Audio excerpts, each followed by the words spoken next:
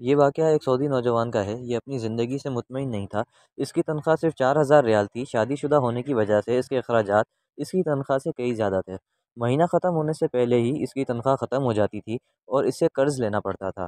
یوں وہ آہستہ آہستہ قرضوں کے دلدل میں ڈوبا جا رہا تھا اور اس کا یقین بنتا جا رہا تھا کہ اب اس کی زندگی اسی حال میں ہی گزرے گی۔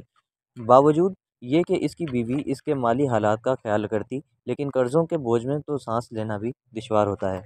ایک دن وہ اپنے دوستوں کی مجلس میں گیا۔ وہاں اس دن ایک ایسا دوست بھی موجود تھا جو صاحب رائے آدمی تھا، اور اس نوجوان کا کہنا تھا کہ میں اپنے اس دوست کے مشوروں کو قدر کی نگاہ سے دیکھتا تھا۔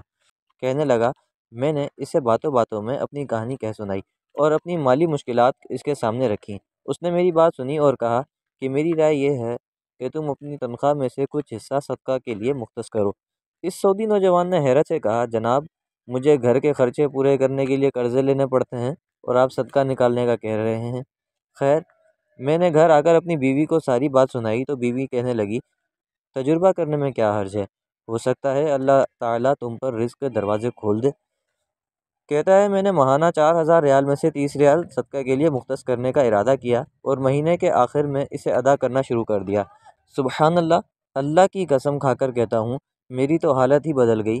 کہاں میں ہر وقت مالی ٹینشنوں میں اور سوچوں میں رہتا تھا اور کہاں اب میری زندگی گویا پھول ہو گئی تھی۔ ہلکی پھلکی آسان قرضوں کے باوجود میں خود کو آزاد محسوس کرتا تھا۔ ایک ایسا ذہنی سکون تھا کہ کیا بتاؤں۔ پھر چند ماہ بعد میں نے اپنی زندگی کو سیٹ کرنا شروع کیا، اپنی تنخواہ کو 2 حصوں میں تقسیم کیا، اور یوں ایسی برکت ہوئی جیسے پہلے کبھی نہیں ہوئی تھی۔ میں نے حساب لگایا اور مجھے اندازہ ہو گیا کہ اتنی مدت میں انشاءاللہ قرضوں کے بوجھ سے میری جان چھوٹ جائے گی۔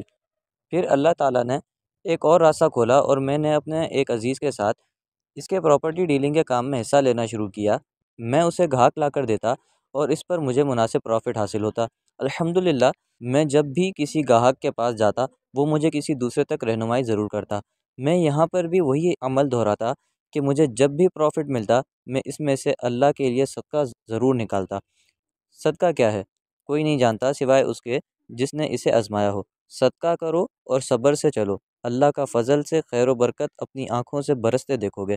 جب آپ کسی مسلمان کو تنخواہ میں سے صدقے کے لیے رقم مختص کرنے کا کہیں گے اور وہ اس پر عمل کرے گا تو آپ کو بھی اتنا ہی اجر ملے گا جتنا صدقہ کرنے والے کو ملے گا، اور صدقہ دینے والے کے اجر میں کوئی کمی واقع نہیں ہوگی۔ سوچئے، آپ اس دنیا سے چلے جائیں گے اور آپ کے سبب آپ کے پیچھے کوئی صدقہ کر رہا ہوگا۔ میرے دوستوں، اگرچہ آپ طالب علم ہیں اور آپ کو لگا بندہ وظیفہ ملتا ہے، تب بھی آپ تھوڑا بہت جتنا ہو سکے کچھ رقم صدقہ کے لیے ضرور مختص کریں۔